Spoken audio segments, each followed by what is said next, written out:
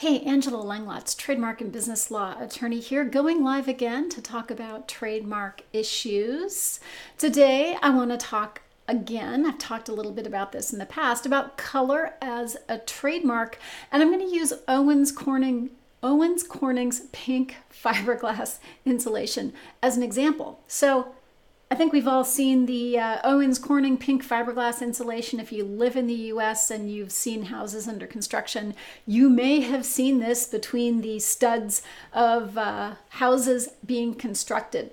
And as I've mentioned before, anything can serve as a trademark, including things like words, designs, phrases, sounds, and even colors. So the Lanham Act, which is our trademark legislation here in the United States, says that anything, and the emphasis is mine, any word, name, symbol, or device, or any combination thereof adopted and used by a manufacturer or merchant to identify his goods and distinguish them from those manufactured or sold by others can serve as a trademark. Now, while that doesn't explicitly say that you can use color as a trademark, it does leave open the possibility because it says anything that distinguishes the goods and services of one source from another source can serve as a trademark, as long as it's distinctive, right? So it has to be distinctive. Now, when Owens-Corning applied to register the color pink as a trademark,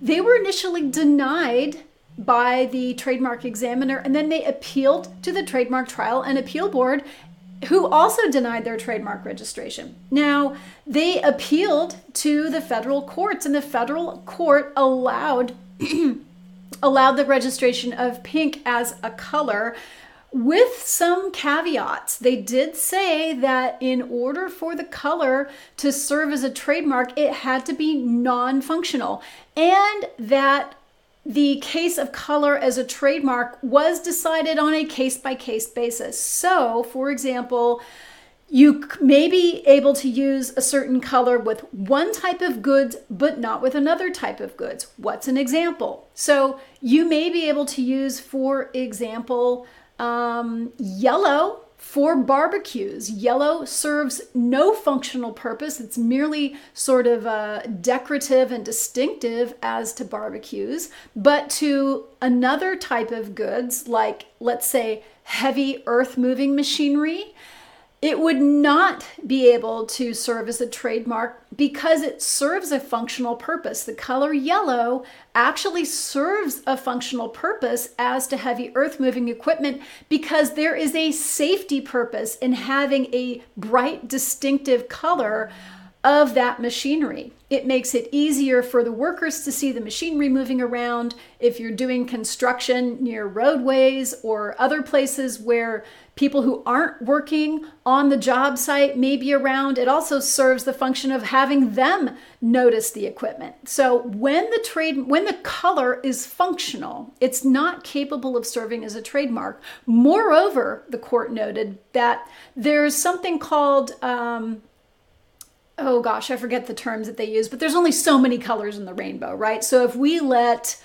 Company A register a trademark yellow for earth-moving equipment, and then Company B registers orange for earth-moving equipment, and then Company C registers red for earth-moving equipment, how many more bright standout colors do we have for earth-moving equipment? Not many, right? So there's this concept that there's only so many colors in the rainbow. So if we're looking at certain types of goods and services, it may not be advantageous from a public policy standpoint, from a public safety standpoint, for example, to allow registration of a bright color for those types of goods. Now, there are other examples of color as a trademark. Christian Louboutin has registered the distinctive color red for the soles of shoes.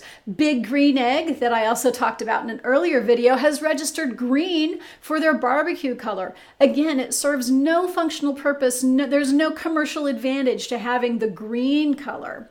What else is a trademark? John Deere has actually registered the trademark green for their tractors, right? No commercial advantage. What else?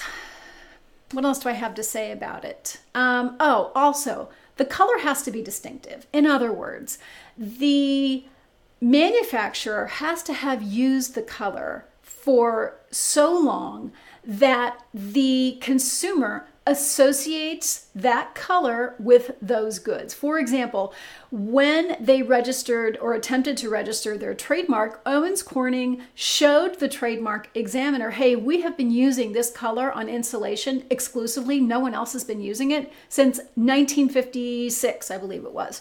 So they were able to show, not just through that length of use, but also through consumer surveys and that sort of thing, that consumers associated that pink color with their fiberglass insulation. So the pink color had acquired secondary meaning in the marketplace. That means that people associated that color pink with Owens-Corning, such that when people saw pink insulation, they said, oh, that must be an Owens-Corning product. So that's color as a trademark. If you'd like to know more information about trademarks and other IP issues, you can find me online at TrademarkDoctor.net. If you like this video, please share it with others. If you like my Facebook page at facebook.com/TrademarkDoctor, you'll be notified every time I go live, and I go live every weekday here on Facebook. I'll see you tomorrow.